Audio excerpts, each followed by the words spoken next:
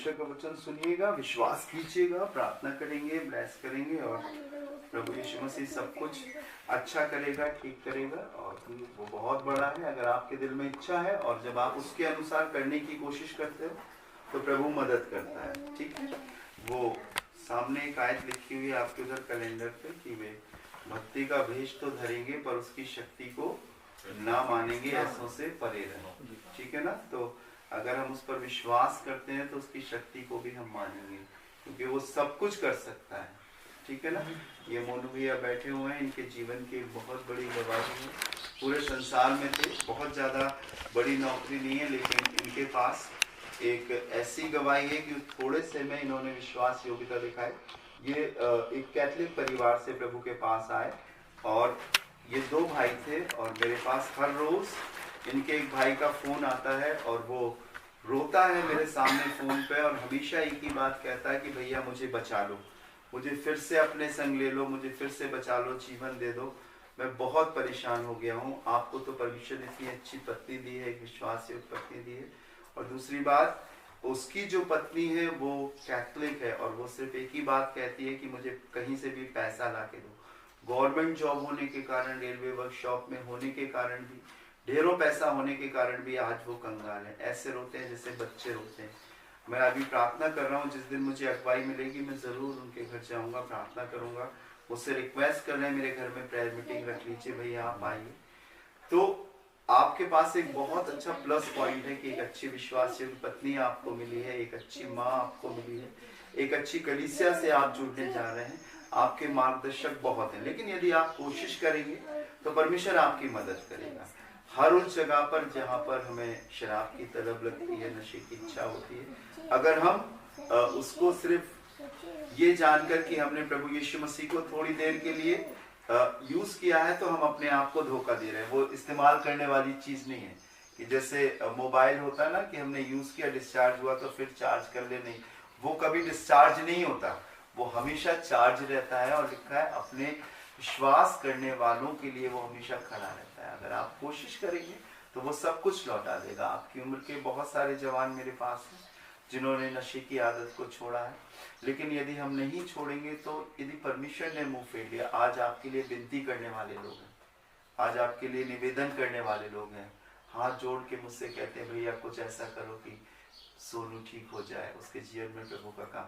और अगर ये शांत हो गए विनती करने वाले, तो फिर कोई भी नहीं बचा सकता, फिर कोई भी नहीं लौटा सकता उस जिंदगी को।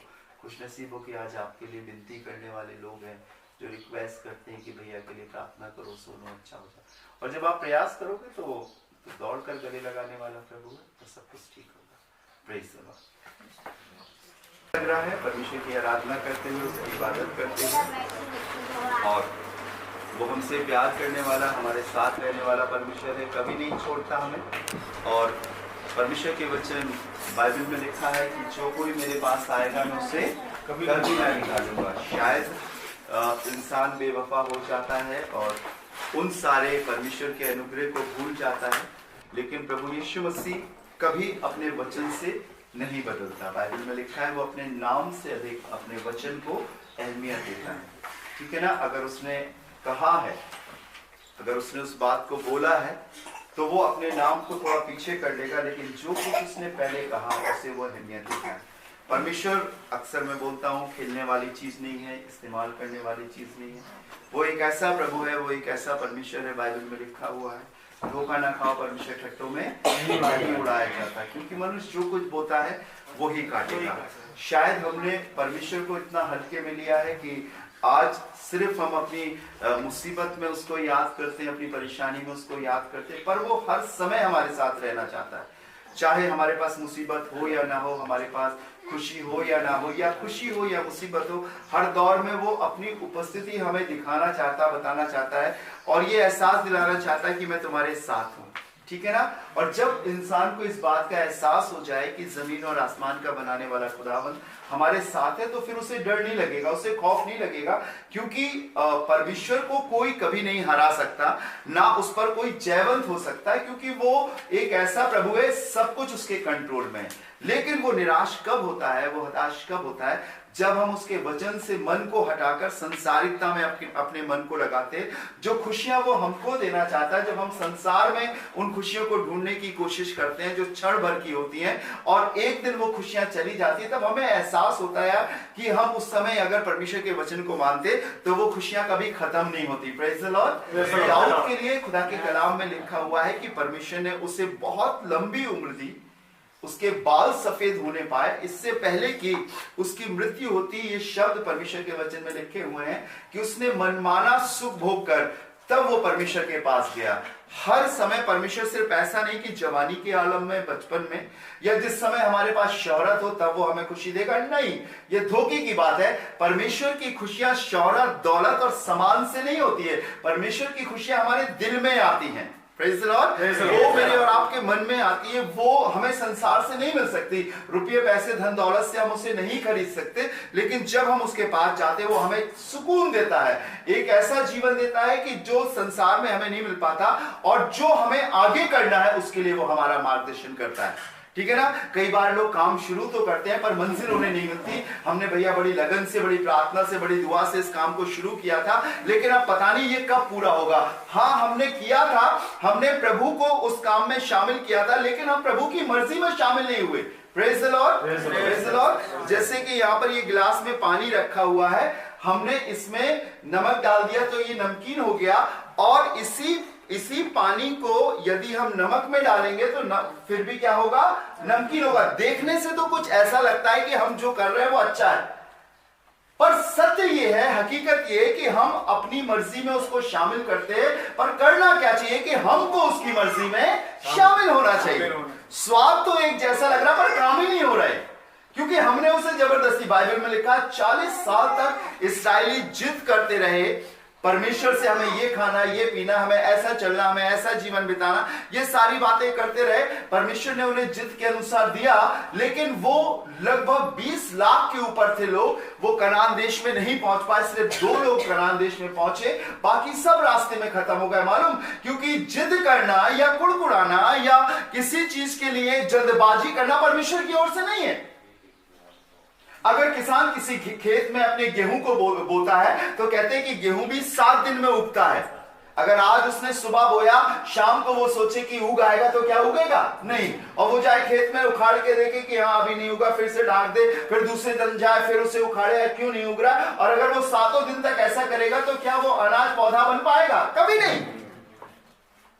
वैसे परमेश्वर का एक नियम है, उसकी एक मर्जी है। जब हम उसकी मर्जी में अपने आप को शामिल करते हैं तब वो अपनी योजनाएं हमें बताता है कि अब ये मेरे पास आ गया, अब मैं इसकी रहनुमाई करूंगा, अगुवाई करूंगा। और जब हम उसको अपने जीवन में साथ लेकर आगे बढ़ते हैं तब परमेश्वर हमारे लिए काम करता है। आइए अपनी आंखों को बंद करेंगे, प्रार्थना करेंगे, अपने प्रभु के हाथ में अपने आप को सौंपेंगे, उससे कहेंगे प्रभु मेरे अविश्वास का उपाय कर। आत्मा तो कहती है कि मैं अच्छा हो जाऊं, लेकिन शरीर मुझे दबाता है। आत्मा और शरीर का युद्ध चलता रहता है। शरीर आत्मा के खिलाफ और आत्मा शरीर के खिलाफ काम करती है।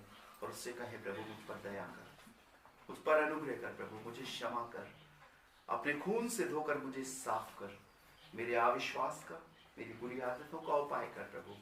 और अगर प्रभु तू चाहे तो मैं सब कुछ कर सकता हूँ, मैं ठीक हो सकता हूँ। जब आप सच्चे दिल से उसके पास जाएंगे परमेश्वर आपके लिए करेगा, जरूर करेगा। बैठ जाइएगा। आपके जीवन में वो आशीषें देगा, आपके जीवन में वो बरकत देगा, आपको और आगे बढ़ाएगा। वो सिर्फ मेरा नहीं है, बाइबल में लिखा है उसने जगत से ऐसा प्रेम रखा, किसी एक विशेष जाति के लिए, किसी एक विशेष मनुष्य के लिए, या किसी अलग किए हुए कुछ लोगों के लिए नहीं, हर एक के लिए लिखा है जो कोई विश्वास करेगा वो नाश ना होगा परंतु अनंत जीवन पाएगा। हकीकी की जिंदगी, हमेशा की जिंदगी अगर है तो वो यीशु मसीह के पास। उससे कहे प्रभु मैं एक हारा हुआ शख्स हूँ प्रभु, कई बार मैं निराश होता हूँ, दिल में इच्छा तो है प्रभु कि मैं एक जयवंत शख्स बनूं, एक विजयी शख्स बनूं, लेकिन मेरी कोशिशों के द्वारा मैं हार गया हूँ। आज प्रभु मैं तेरे चरणों में आया हूँ, मुझ पर दया कर, मुझ पर रहम कर प्रभु। ऐसी तौफीक बख्श प्रभु कि मैं एक सच्चा जन बन सकूं, तुझसे कही हुई बातें मैं उन्हें भूलने ना पाऊं, वो हमेशा याद रहे मेरे जहन में, मेरे वादे, और मैं उसके अनुसार अपने जीवन को बना सकूं, उसके अनुसार मैं अपने जीवन को आगे बढ़ा सकूं। उसके अनुसार प्रभु यीशु मसीह मैं अपने आप को तैयार कर सकूं। प्रभु मुझ पर दया कर, वो रहम करेगा, वो दया करेगा और सब कुछ बदल देगा। देर नहीं लगेगी, अभी और इसी वक्त से वो सब कुछ बदलेगा। इससे पहले कि आप बहुत कुछ अपने दिल में सोचें, सिर्फ एक ही बात कहें, प्रभु मेरे अविश्वास का उपाय कर, मुझे मेरी बुरी आदतों पर जयवंत जीवन दे। हे यीशु नासरी, तू कर सकता है प्रभु, तू रहम कर सकता है प्रभु, तू दया कर सकता। मैं तेरी दया का तलबगार हो चुका हूं, रहम कर प्रभु, मुझे बचा प्रभु, मुझे जिंदगी दे प्रभु। और वो बचाएगा और अभी देगा। Thank you Jesus, hallelujah. धन्यवाद प्रभु यीशु, तेरा धन्यवाद हो। राजाओं के राजा, प्रभु के प्रभु, तेरा धन्यवाद हो। आइए अपने आप को उसके हाथों में सौंपे और कहें, प्रभु मुझे एक जयवंत जीवन दे। मैं हार चुका हूं, मैं एक हारा हुआ शख्स हूं। शायद मेरे पास योजनाएं तो हैं, पर पता नहीं वो पूरी होंगी कि नहीं होंगी। तरकीबें तो है मेरे पास, पर वो फेल हो जा रही है प्रभु जी। सब कुछ है मेरे पास, लेकिन वो सब हारा हुआ है, वो सब कुछ दुर्बल और कमजोर है। प्रभु अपना जयवंत जीवन मुझे अता कर। धन्यवाद प्रभु यीशु, तेरा धन्यवाद हो। राजाओं के राजा खुदावंद यीशु मसीह, मैं तेरा निहायत शुक्रगुजार हूं। दिल की गहराइयों से प्रभु तेरा हृदय से शुक्रगुजारी करता हूं और ये धन्यवाद देता हूं प्रभु कि तेरा कलाम जीवित और सामर्थ्य है, हमें हिम्मत देता है, हमें सिखाता है और बताता है। प्यारे प्रभु जी, आज खुदावंद यीशु नासरी अपने इस पूरे परिवार के लिए दुआ करता हूं, वरन उन लोगों के लिए भी जिन्होंने खुदावंद तेरे सुसमाचार को सुना है या जो इस सुसमाचार को सुनने वाले हैं। प्रभु यीशु मसीह, प्रार्थना करता हूं, दया कर और अनुग्रह कर खुदावंद यीशु मसीह। प्यारे प्रभु यीशु मसीह, जब तू आया तो हमारे जीवन में विजयी आई, नहीं तो खुदावंद हम हर घड़ी हर क्षण हारते थे। शैतान अपनी तकलीफों के द्वारा, शैतान अपने षड्यंत्र के द्वारा, शैतान अपनी योजनाओं के द्वारा हमें हराता था। लेकिन प्रभु तू तो फतेहमंद खुदा है और तूने कहा है कि यदि मैं जीवित हूं तो तुम भी जीवित रहोगे। प्रार्थना करता हूं प्रभु जी, इस परिवार को बरकत दे खुदावंद। हमारी बुजुर्ग आंटी पर तेरा आशीष का हाथ हो। प्रार्थना करता हूं प्यारे प्रभु यीशु नासरी, अपने भाई सोनू के लिए, मोनू के लिए खुदावंद यीशु मसीह, उनकी पत्नी, उनकी बेटी के लिए प्रार्थना करता हूं खुदावंद। मैं जानता हूं प्रभु जी, ये निराश हो गए, ये हताश हो गए, ये सोच रहे हैं कि कैसे होगा।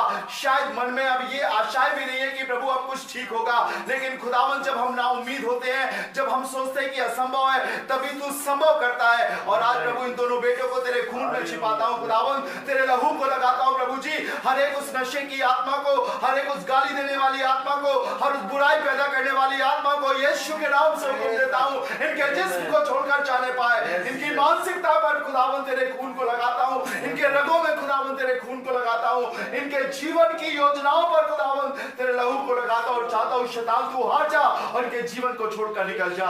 एक भला जीवन दे खुदावंद, खुशियों से भरा जीवन दे खुदावंद यीशु मसीह। ये तेरे कहला सके प्रभु यीशु मसीह, तुझ में होकर एक जयवंत जीवन जीने पाए खुदावंद। एक तौबा का मन दे, एक पश्चाताप का मन दे, पापों की क्षमा का मन दे खुदावंद, कि ये तौबा करे और तू इन पर अनुग्रह करे। प्यारे प्रभु जी, दया कर खुदावंद। तूने प्रभु जी एक अच्छी बेटी दी है, एक अच्छी पत्नी दी है प्रभु जी। मैं चाहता हूं ये ईमानदारी, विश्वास, योग्यता के संग मुझसे कंधे से कंधा मिलाकर आगे बढ़ सके, अपनी पत्नी अपनी बेटी से प्रेम कर सके, अपनी योजनाओं को एक दूसरे के संग शेयर कर सके, दोनों घुटनों पे होकर प्रार्थना कर सके, अपने जीवन में पहला स्थान तुझे देने वाले हो सके। और खुदावंद यीशु के नाम के द्वारा इनकी खोई हुई खुशियां, इनकी चली गई खुशियां लौट कर आ सके और प्रभु तुझे पाकर एक जयवंत जीवन जी सके। तुझे पाकर खुदावंद यीशु मसीह इनकी आंखों से आंसू गिरना, इनके दिल के दुख, इनकी दर्द, इनकी परेशानियां सब कुछ दूर हो सके। प्रभु इनसे बातें करना सिखाना प्रभु। आज जब ये चाहते हैं खुदावंद यीशु मसीह अपने गंतव्य को, अपनी नौकरी को करने के लिए प्रभु इनके संग होना, उस कमरे पर खुदावंद तेरे लहू को लगाता हूं जहां पर ये रहते हैं, जहां पर ये रातों को गुजारते हैं, उस जगह पर प्रभु, उस पलंग पर प्रभु तेरे खून को लगाता हूं, जहां पर ये सोते हैं उन वस्त्रों पर प्रभु यीशु मसीह तेरे लहू को लगाता हूं, उस पैसे पर तेरे खून को लगाता हूं, उस पर्स पर, उस बटुए पर तेरे खून को लगाता हूं, जहां से खुदावंद इनके मन में ये भावना आती है कि हम नशा करेंगे। यीशु मसीह के नाम के द्वारा आज प्रार्थना करता हूं कि नाश करने वाला इनके जीवन को छोड़कर जाने पाए। खुदावंद यीशु मसीह के नाम से आजादी का ऐलान करता हूं और चाहता हूं प्रभु यीशु ये छुटकारा पाए और तेरी महिमा करने वाले हो सके। जलाली खुदावंद तू कर सकता है, तू हर जगह है, रहम कर प्रभु, दया कर और एक जीवन जीने की सामर्थ्य प्रभु जी तेरे खून में छिपाता हूं। एक माँ ने बहुत आंसू बहाए हैं, निराश हो गई है और लगता है कि अब क्या होगा। कभी कभी वह तू सुनवाई भी निकलती है, पर एक माँ को और विश्वास में आगे बढ़ा कि अब मेरा प्रभु है वो सब कुछ अच्छा करेगा। प्रभु तेरे हाथों में सौंपता हूं, दया कर, अनुग्रह कर। अब इनकी आंखों से आंसू ना बहे, अब इनके पांव में ठोकरे ना लगे, लेकिन खुदावंद हर रोज ये अपने बेटे के लिए, ये एक पत्नी अपने हस्बैंड के लिए, एक बेटी अपने पिता के लिए दुआ कर सके और प्रभु यीशु मसीह सब कुछ लौटा सके। दया कर प्यारे प्रभु जी, अनुग्रह कर, फजल कर प्रभु जी, एक मौका दे खुदावंद कि सब कुछ बदल सके। प्यारे प्रभु यहाँ बैठे अपने प्रियो के लिए प्रार्थना करता हूँ प्रभु जी, विश्वास में मजबूती दे। हाँ खुदावंद, जब तूने उस विश्वास के द्वारा खुदावंद उस पिता के बेटे को अच्छा किया, मैं चाहता हूँ ये भी भले चंगे रहे, तंदुरुस्त रहे, इनके जीवन की खुशहाली से तेरे नाम की महिमा हो। जब ये अपनी जुबान से शब्दों को निकाले तो यीशु नाम की महिमा हो सके। जब इनके जहन में विचार आए तो खुदावंद यीशु मसीह तेरे जैसे आए, ये तरस और दया से भरे रहे, ये भटके हुओं को सच्चाई का रास्ता दिखाने वाले हो सके। खुदावंद यीशु मसीह पर विश्वास करके एक दूसरे के लिए बोझ के संग प्रार्थना करने वाले हो सके, एक दूसरे के दर्द को समझने वाले हो सके, लोगों के लिए मरहम, लोगों के आंसू पोंछने का काम कर सके। प्रभु इन्हें तेरे हाथों में सौंपते, इनके परिवारों पर, इनके जीवनों पर भी तेरा आशीष का हाथ हो। मैं सभी को प्रभु तेरे हाथों में सौंपता हूं। सारा जलाल, सारी महिमा आपको देते हैं खुदावंद, और इस दुआ को शुक्रगुजारी के साथ अपने जीवित उद्धार करता खुदावंद यीशु मसीह के नाम से मांगते हैं, आमीन।